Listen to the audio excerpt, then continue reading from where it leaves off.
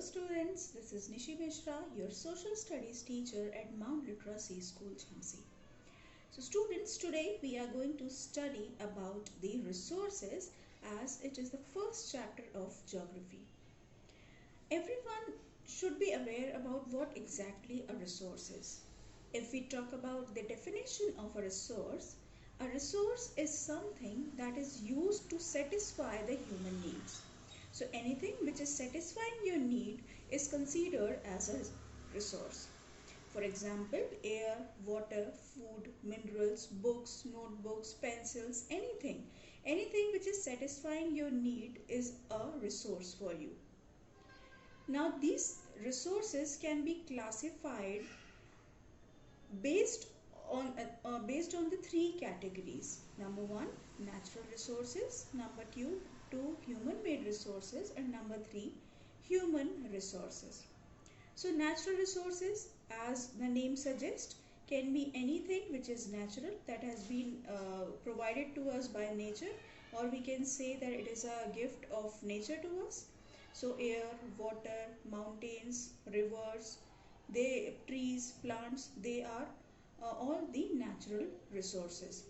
Now these natural resources can be further divided into 6 major categories, and they are abiotic resources, biotic resources, potential resources, actual resources, renewable resources, and non-renewable resources.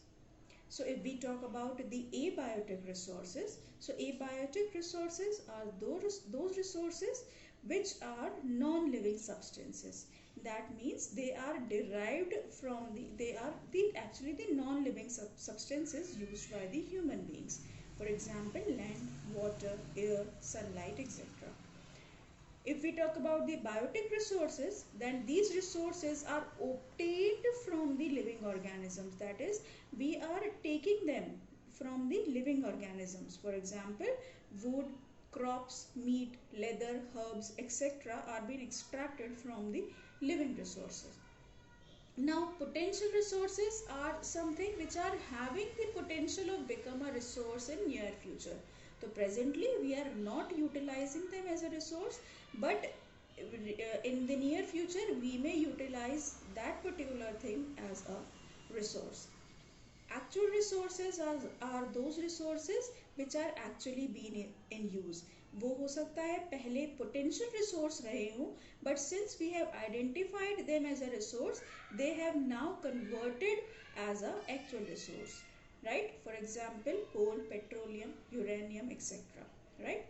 Then we are having the renewable resources. So those resources which can be renewed in a short duration, are termed as the renewable resources, and the resources which takes longer duration, which takes millions of years to renew or replenish themselves, are considered as the non-renewable resources, like the fossil fuel. So the examples of the renewable resources may be solar energy, wind, tidal energy, forest, wildlife, etc. Whereas the non-renewable resources may be fossil fuels or the mineral oils. Now we are having the second category of resources, that is human-made resources. So human-made resources are those resources which are made by humans. नाम से ही we can easily identify कि कौन सा किस type का resource होगा. So human-made resources are those resources which are created by humans by using their intelligence. So human-made resources, the examples may be numerous. You can give n number of examples of the human-made resources, like buildings, machineries, railways, roads, ships, anything which is being created by the humans. Now the third and very important category of the resources, human resources. यानी कि we ourselves, humans, are the greatest resource available on earth. Why?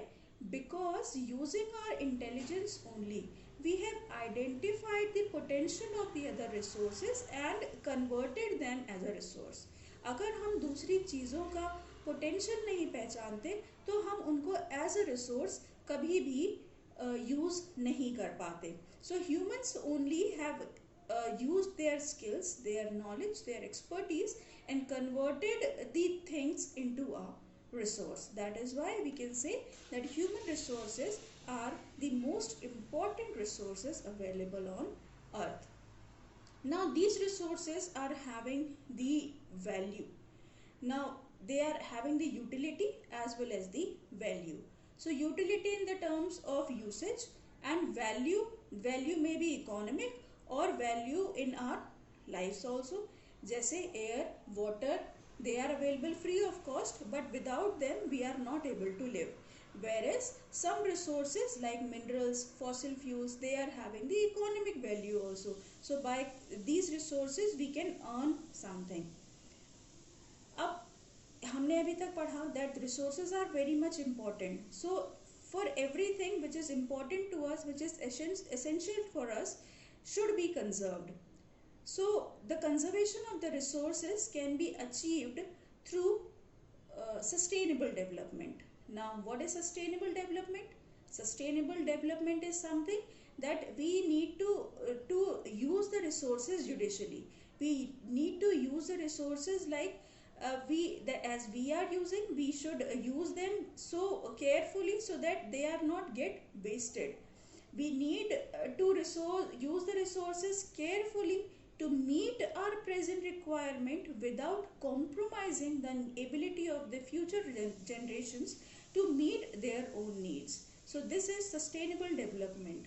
हमको जो है resources carefully, judicially use करने चाहिए. Deforestation, over mining, overfishing can be the reasons the reasons for the depletion of these resources, right? And the practice of 3 Rs, the practice of 3 Rs यानी कि reduce, reuse and recycle may be followed in order to save and extend the availability of the resources. So these are the two methods through which the conservation of the resources can be done. So with this we are done with this chapter. I hope it is clear to you. Thank you so much.